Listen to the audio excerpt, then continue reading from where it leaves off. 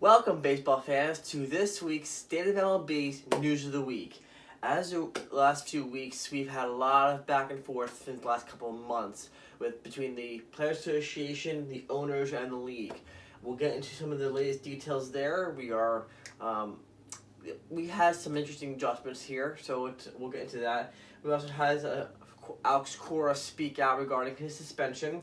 And this week we had the MLB Draft. So let's go ahead and get into some of the nitty-gritty here and have some fun, shall we? In the negotiations this week, we've had some back and forth. Every proposal between the players and the owners so far have been rejected.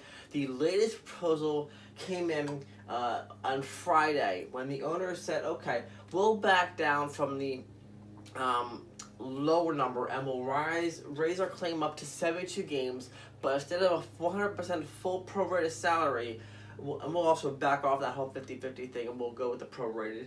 We'll just go to 80% prorated and we'll give you the more games. That way we have a much more manageable financial standpoint of being able to cut our losses on a per game basis. Now, the players have been from the start stuck and fixated and not negotiable on 100% prorated regardless of how many games are played. They want 100% prorated salary.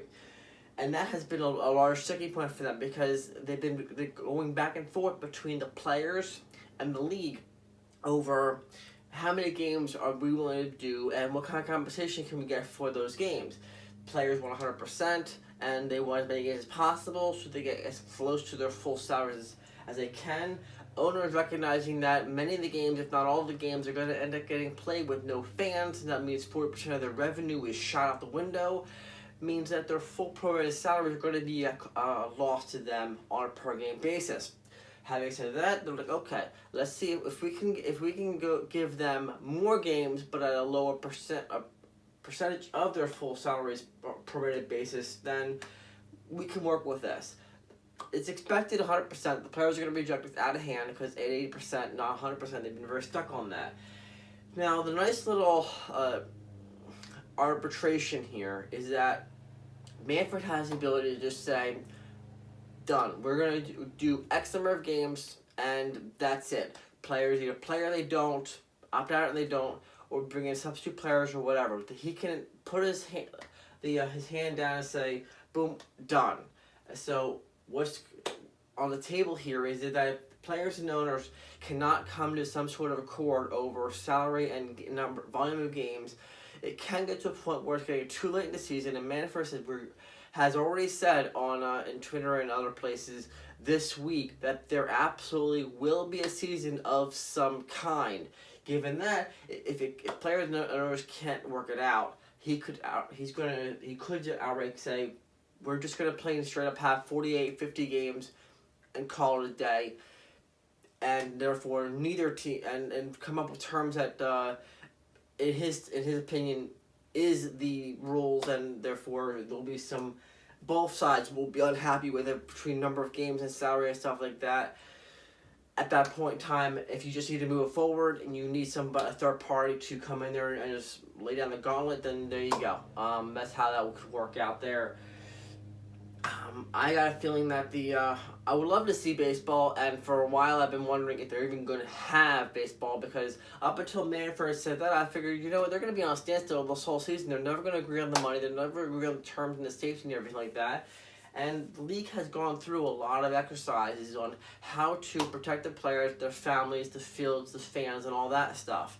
So they have things in play, and at this point in time, the negotiations haven't been about any of those factors, all been about the money, which I realize turns off a lot of baseball fans because there's a whole element of they should be doing this for the love of the game. They get to play baseball for a living. Get over yourselves.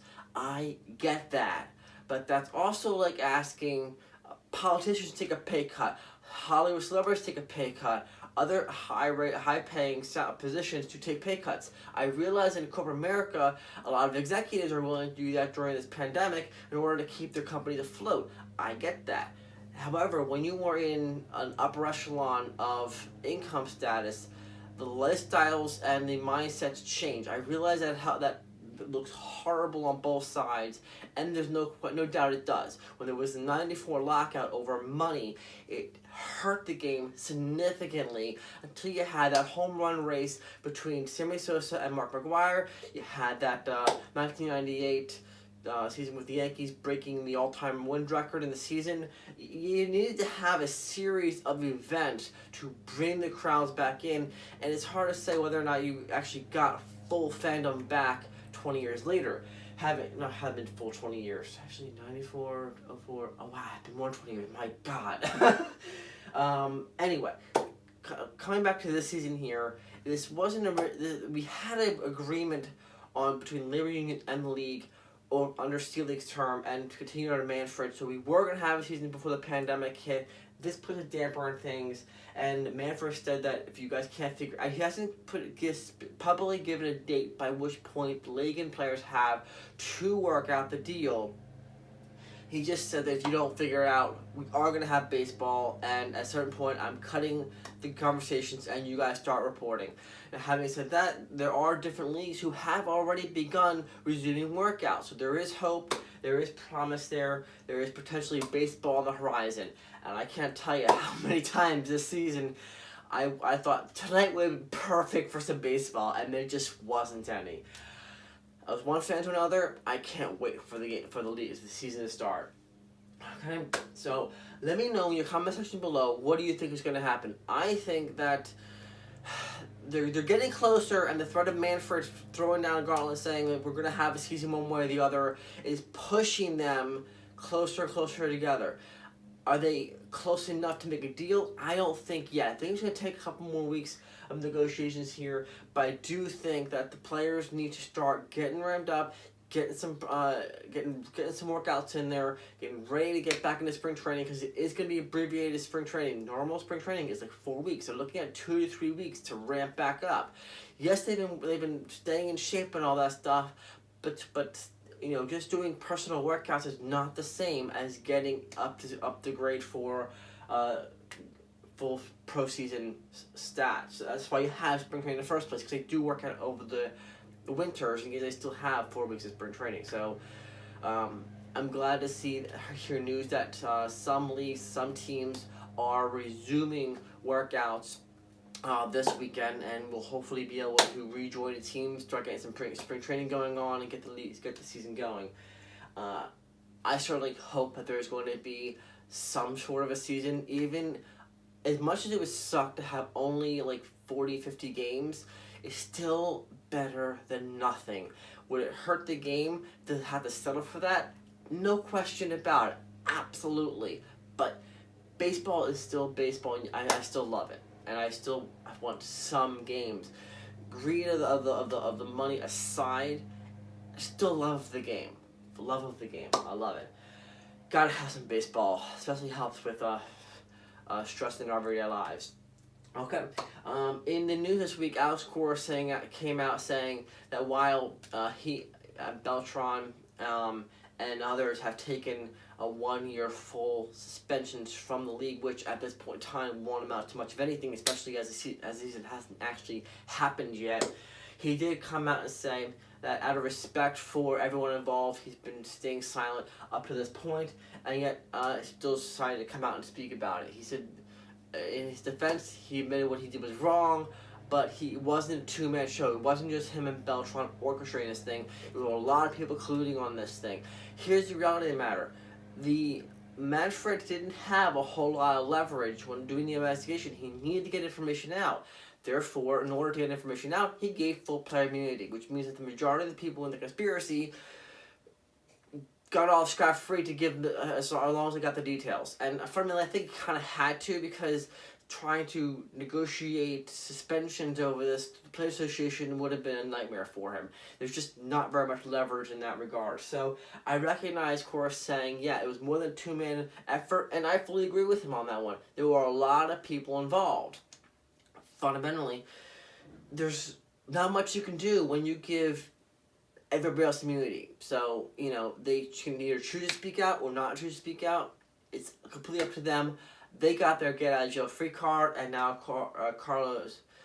Cora, Beltran, and the others who got their suspensions You know, they pay the price and they move on. You learn from the mistakes and you go from there.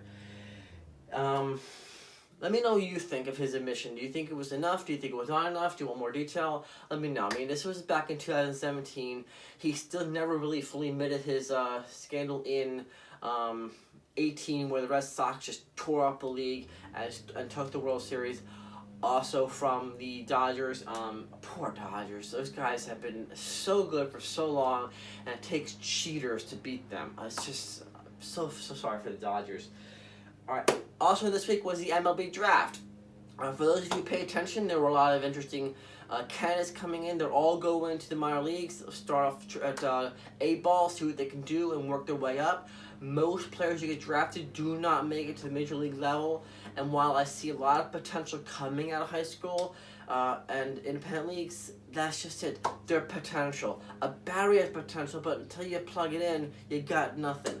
I wish them all the best. I think a lot of them show a lot of excitement, a lot of intrigue, and we'll see how they do in the minor leagues. I wish them all the best, and I hope to see them up at the major league level. Let me know what you think of the draft. Did you watch it? What are there any players that stuck out to you? Please let me know in the comment section below. I'd love to hear all about it. Let me know your thoughts about Cora. Let me know if you think they're going to have a season. Before Manfred made a statement, I didn't think there was going to be. But since he made his statement, I am crossing my fingers and hoping something comes through. So, with all that being said, let me know what you think about what I think in the comment section below. If you just happen to be coming across this channel, please hit like and subscribe. It greatly helps the channel out. I appreciate all your patronage and all your support. And as always, thank you for watching.